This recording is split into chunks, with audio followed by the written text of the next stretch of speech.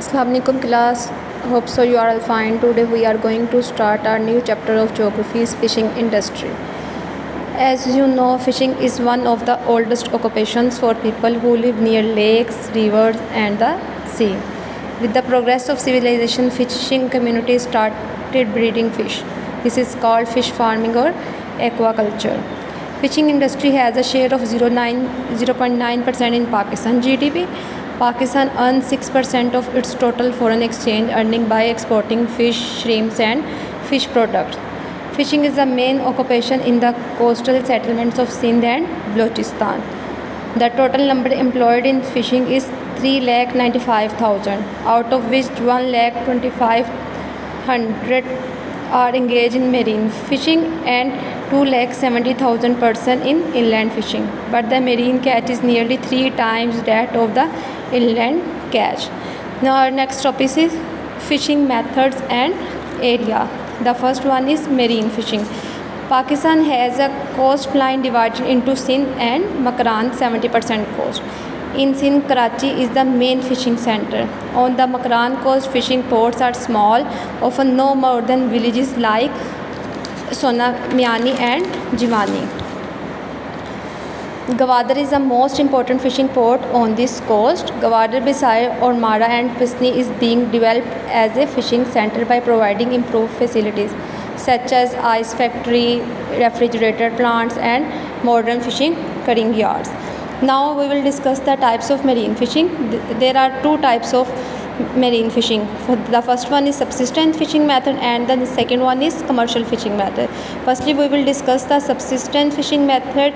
Fishermen who catch fish to feed their own families and local people is called subsistence fishing methods. The techniques that we use are sustainable because they only catch small numbers of fish and do not waste the fish they catch. Methods, here are the methods by this we can catch the fish. The first one is fishing in coastal water only. The next one is small boats which go out everywhere. Third one is handmade nets made from locally sourced material or rod and line fishing. The fourth one is local knowledge about where and when fish species will be found. And the last one, fish will be kept in baskets or ice to keep them fresh or dried, salted to preserve them. Preserve them mean to save them. Next up is commercial fishing method. Commercial fishing methods involve catching large amount of fish to sell across the country or internationally. These methods involve fishing up to 40 km offshore, large trawlers which can stay out fishing for 5 to 15 days. The next one is large strong nylon trawl nets and gill nets. Boats have sonar devices for finding large shoals of fish, and the last one is chilled storage on the boat to keep large amount of fish fresh. Now we will discuss the types of marine catch. In which number of fishes are added such as drum, mackerel, croaker, catfish and skate. The next one is inland fishing. Inland fishing. Inland fishing practice in almost all the rivers and lakes in the country. Large reservoirs behind dams, the lakes of Sindh and irrigation channels all are utilized for fish farming. Duck ponds have also been made for this purpose. Now here are the types of inland catch: rohu, masher, thal and trout. The next topic is fish farm. It is used by artificial pond which are made in the form of rectangular. Okay? Fish farms are use artificial pond as these are easier to maintain than natural ponds and lakes. They are lined to prevent water leaks. Next one is trees are planted around the pond edges to shade the water and reduce evaporation. The third one is individual ponds are separated by embankments with different fish species kept in separate ponds. By this procedure will be helpful to keep the fish healthy. Now in fishland, separate ponds are also used for hatcheries. Hatcheries mean where fish hatch from eggs and for breeding, with fish transferred to new ponds as they grow. The last one is fish are fed regularly with poultry waste which fills the water with nutrients, meaning that the fish grow quickly here. Full-sized fish are caught by the net. Now here are the types of fish farm: rohu, mrigal, trout and shrimp. Now the next one topic is uses of fish. How can we use the fish? We can use the fish by different methods. Firstly, it is the source of income. The next one, the important food source. Why it is important food source? Because it is affordable and a healthy source of protein.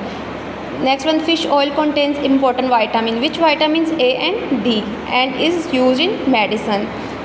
Fish is also beneficial for export earning, development opportunities. It also is a bigger source of renewable resources. Fish meal is used as animal food. Fish bones are used to make fertilizer. Now the next topic is improving fishing methods and processing technique. Marine fishing methods are improved by upgrading subsistence fishing methods to commercial fishing methods. The first one, large boats with big trawl.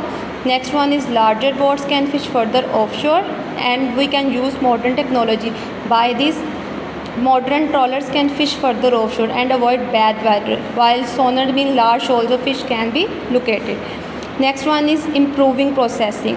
Its process is also called the value added. Why it called the value added? Because of sorting, curing and canning is done under proper hygiene condition. It can be sold for more money.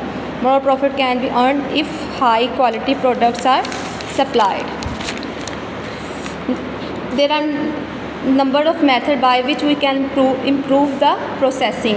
Improving sanitation on fishing boats. Next one is producing more high value processed fish product, tuna for example. The next one is fishing processing mainly takes place in severely congested Karachi port. Okay, the next topic is which problems are faced by fishermen are faced today's. The first one is overfishing. What does overfishing mean? Overfishing means only lower quality trash fish are available for processing and export, reducing earning. What is the reason for behind the overfishing? There are a number of reasons. First one is modern commercial fishing method. By this large trawler with big trawl and gill nets, modern technology to find shoal, long duration spent at sea. The next one, trawlers from other countries also fishing in Pakistan coastal water. The last one is illegal fishing. I think it is the biggest source of overfishing. Now, how many others were pressure on fish species? Water pollution, destruction of mangrove forests, which are nursery ground for many fish species, and the last one is global rising sea temperature, which are affecting oxygen level in sea water. The last one topic is opportunity to develop sustainable inland fishing. Sustainable fishing is easier to develop inland because inland fishing resources are currently underused rather than overexploited. Here we will discuss the sustainable marine fishing.